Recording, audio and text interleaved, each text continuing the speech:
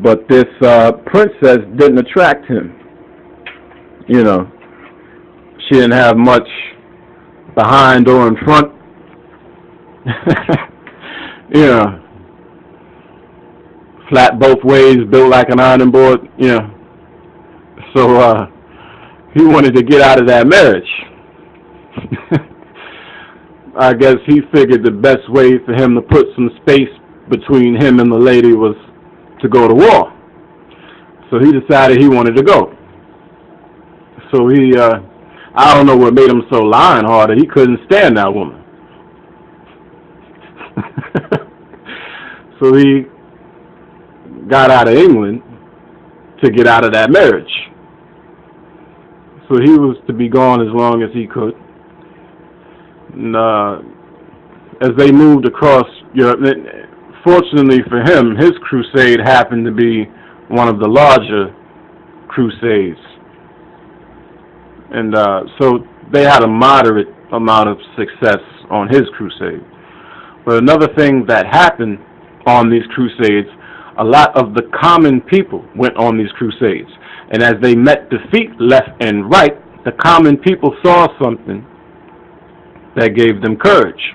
They saw these so-called lords being defeated and begging the so-called infidels for mercy, begging for their lives. And they then understood that these were human beings and not gods. When these men would get back to their respective countries, they would let this be known. And so when they got back, they would now demand some basic human rights and some basic decency for themselves, and would not be kicked around like dogs, because they were treated worse than dogs when they left. Now, while the old lords were away during the Crusades, the young lords gave up a privilege, and indeed it was a privilege, that the old lords were trying to hold on to, and that was the right of first night. If you were a serf on my land and you got married, I had the right to spend the first night with your wife. Imagine that. The young lords gave up that right, while the old lords were away without the old lords' permission. And the old lords couldn't take it back once they got back. Might not sound like a big deal to you, but it was a big deal for them. The fact that these young, arrogant lords had given up their privilege to sleep with the serf's wife the first night of the marriage. Now, this was a major reform in the living conditions of the serf. These were white slaves to whites. What I'm trying to show you here is that the 300-year making of the mentality of the European that is ultimately going to go into the enslavement of the African. What the Africans fail to understand is that the European mentality that enslaved us, that is still intact, was a long time in the making. And once it was crystallized, so to speak, it was there to stay. And I call this the evil genius of Europe. And you have got to understand that mentality for your children's sake. Because our people are hung up with this ridiculous concept. They are human beings just like us. You are a liar. They are not. They are not. Do not tell me I'm anything like these people. They are human beings shaped by a condition of history, and you are human beings shaped by a condition of history.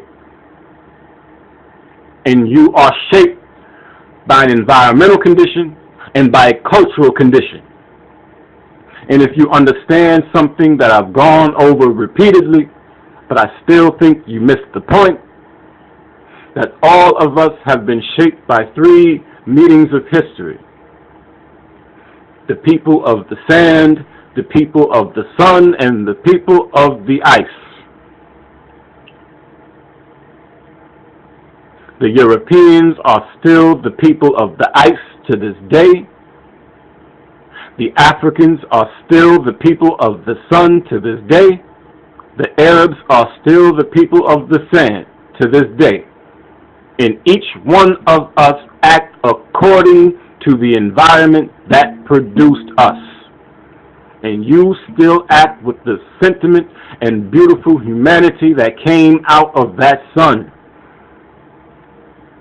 And maybe, just maybe, we have spent too much time expecting the sun and the sand and the ice to get together, when we should let each one fall in its respective place and stay there.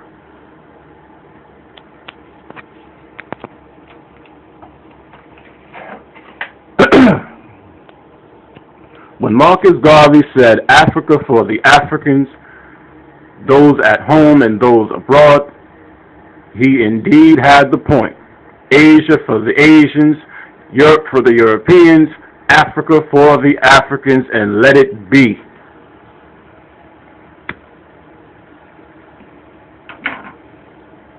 Now, there was a time when each ruler in Europe who had enough power and wanted to impress the Pope found their own crusades.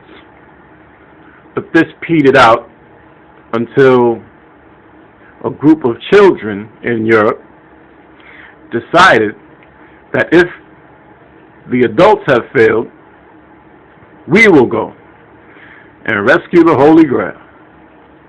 We will go across Europe and do what they failed to do. And this was the last and most tragic of all the crusades, the Children's Crusade. The most tragic crusade in history. About 250,000 white European Christian children, maybe a little more, marched across Europe.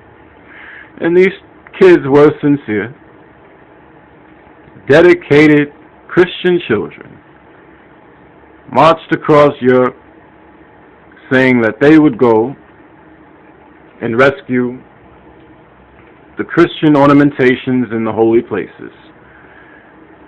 Some European adults integrated themselves in with the kids, supposedly to help them.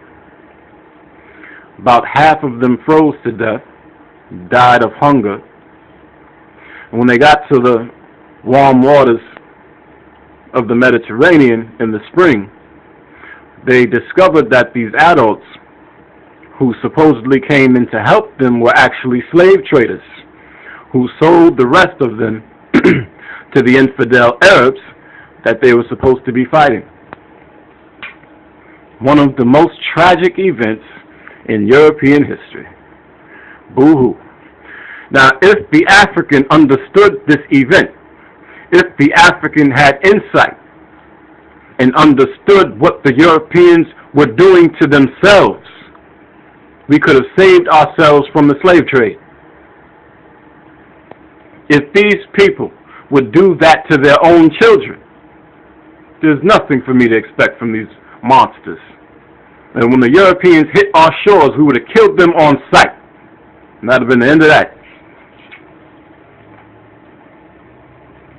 But we weren't alerted to it. We were still hung up with the fact, thinking that if we had humanity, and if someone else comes, we would treat them like a human being because we're human beings. We invited them for dinner.